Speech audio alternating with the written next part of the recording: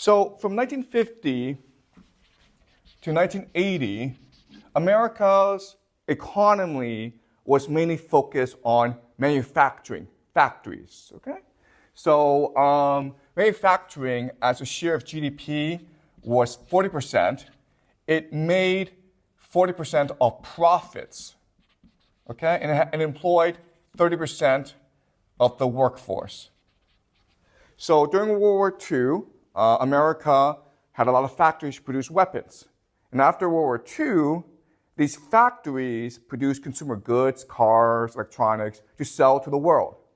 And this made the American workers the wealthiest and most well-educated middle class ever in human history. If you were a factory worker from 1950 to 1980, you had a really good life. You worked 40 hours a week. You had health insurance. You could buy your own house. Your wife didn't have to work. You could have 3 to 4 kids. You could have 2 cars. Every year, you could go on vacation to some place nice. You could eat out once a week. And then you retired and had a very good pension. So it was really the best life. And so workers from 1950 to 1980 in America were really the luckiest people on the planet. You were better off actually being born into the middle class in America than you were being born rich in Africa or Asia or South America, okay? But then after 1980, was something called the Reagan Revolution and the introduction of what we call neoliberalism. And remember that we studied neoliberalism before. Neoliberalism is an economic philosophy that believes in the primacy of free markets and deregulation. So after that, we now live in today what we call a financial economy. Okay? The economy has been financialized. And so what does that mean? It means that right now, financial services okay, account for 22% of all GDP in America. Manufacturing has gone down to 10%. So it went down from a high of 40% to now a low of 10%. Financial services is now twice as much as manufacturing. Financial services bring in 40% of all profits. And financial services employs 5% of the total American workforce. Okay? Now, let me explain what these numbers mean. What you're seeing behind these numbers is a radical shift, overhaul, transition in American society. Okay, let's just look at politics. Politics, governance.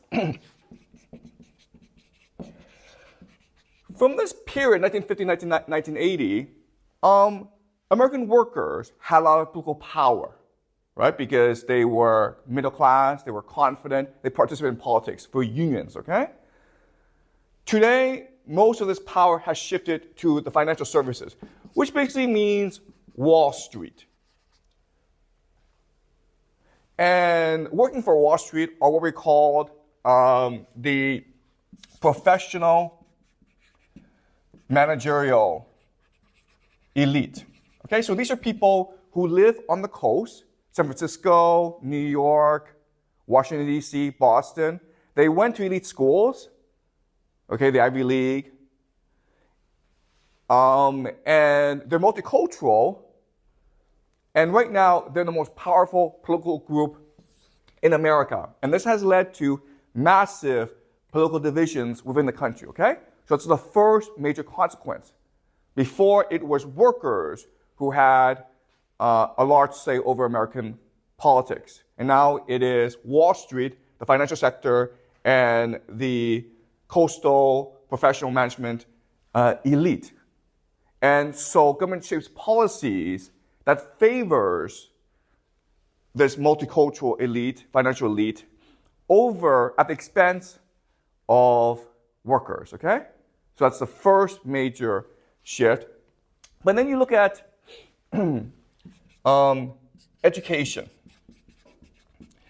And so what I mean by that is that, if you went to a good school, a good university in the 1950s and 1960s, your ambition was to become a professor, right? Or maybe a scientist, or maybe an entrepreneur, or a corporate executive, okay? Nowadays, most people who graduate from these top schools all want to go where? Wall Street, and that's it, okay? Why? Because you make more money on Wall Street than anywhere else. Okay? So you're talking about these PhDs in statistics and artificial intelligence who should be working for IBM, developing the latest technology, right? Instead, they're on Wall Street working for a hedge fund, gambling with other people's money. Okay, so basically the economy has gone from one that is productive or creative to one that is entirely speculative. Okay? So remember that the financial services, all it does is take people's money and gamble with it or invest in it to make more money. Okay? It's not actually productive. All it is speculative. Okay? And the smartest people in America, the most well-educated, are all focused on this sector. Okay? And then you look at the economy. And what has clearly changed is that the economy in America has become much more unstable.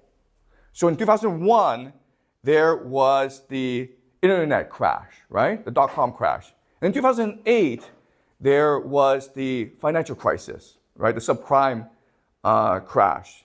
And then after that, you have these banks going bankrupt, okay? I think like this past week, 3 banks went bankrupt in America. This should not be happening. And the reason why this is happening are all these bubbles, okay? So in other words, all assets right now in America are overpriced, okay? Housing, stock market, and people are gambling that these asset prices will only go higher, which creates bubbles. And when these bubbles burst, you have volatility and instability and uncertainty, okay? So this is bad for the economy. And then you have things like inequality, right? So if you look at profits, if you look at wealth generation, the top 1% make much more money than everyone else. And this inequality is only increasing. Okay? So in other words, the financialization of the American economy has been really bad for America. And you can make the argument that it's actually destroying the fabric of American society. Okay? It's making politics much more divisive. It's making the economy much more volatile. The smartest people are engaged in speculative activities. Young people don't want to work. They just want to buy Bitcoin. And you can also make the argument that you're creating a rentier economy. Okay? And the rentier economy just means that if you are young, you can never afford to buy a house. You can only rent, which means that you yourself can never go from, you have no more social mobility.